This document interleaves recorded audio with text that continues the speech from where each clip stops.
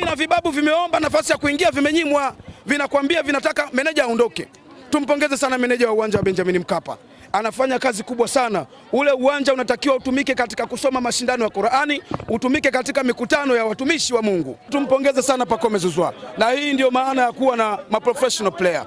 Tuna mtu Pacome Zouzoua ni mchezaji ambaye amekuja kwa gharama kubwa. Kumbuka Pacome Zouzoua kuna watu walitangaza kwamba wanamchukua msimu huu. Unaelewa? Msimu haujaisha bado. Ndio, tunaelekea mwisho. Kuna watu walitangaza kwamba ni wakwao. Umenielewa bwana? Na wakasema amechoka kuchoma sindano za mama wajawazito, akamkosea radhi. Lakini tulimsamehe. Tumwambie kwamba Pacome Zouzoua hawezi kwenda kucheza timu inayotumia wazee, timu inayochanganya na kuku na mbuzi.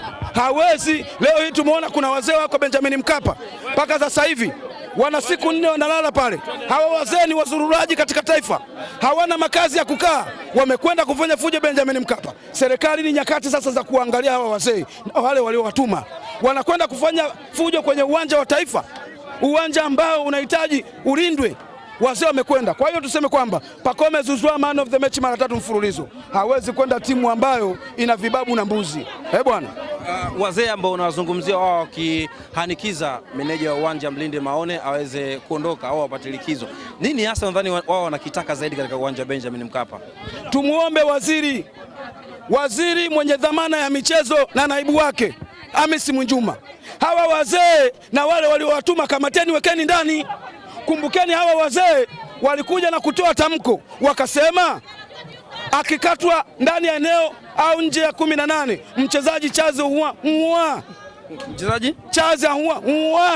kwamba watakwenda kung'oa viti. Wazee walitoa tamko la kung'oa viti, mnakumbuka? Sasa tunawauliza, waling'oa viti au kung'oa? Waling'oa viti na kuuliza wa kung'oa. Waling'oa pale Benjamin Mkapa, wakatia hasara. Leo hii wazee hao wanakwenda kushinikiza meneja wa uwanja aondoke. Kumbuka kwamba meneja wa uwanja amewekwa na serikali. Meneja wa uwanja ni serikali. Nyinyi wazee mna siku 4 mnalala pale, mnakwenda kufanya nini? Huu ni uharibifu.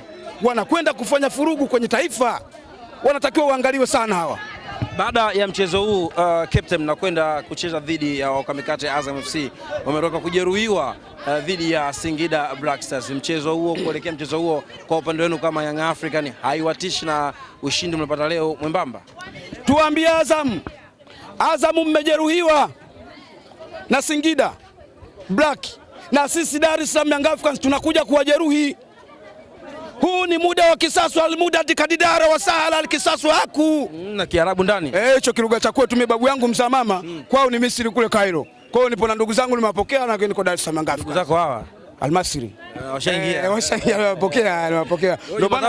Ndio maana wakasema wamefurahi kupokelewa na sisi. Kwa hiyo ni muda wa kisasu, alkisasu haku almuda dikadidara wa sahala. Yaani ni kisasu, muda wake wa kisasu umefika. Ndio maana ya hili. Kwa hiyo tuwaambie Azam, tutakwenda kuwafanya vibaya. Hatuko tayari kupoteza mchezo wowote. Mwananchi popote ulipo, shikamana, pambana. Yes sir. Tunakwenda kuchukua alama 3 kutoka kwa Azam.